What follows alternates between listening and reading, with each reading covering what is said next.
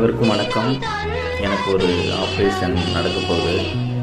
எங்கே அப்படின்னு பார்த்தீங்கன்னா, கோயம்புத்தூர் ஜேஜி ஹாஸ்பிட்டலில் குடல் இறக்கம் அப்படின்னு சொல்லிட்டு அந்த கீழ் பகுதியில் 2 இடத்துல இருக்கிறதுனால அந்த ஆப்ரேஷன் நடக்க போகுது.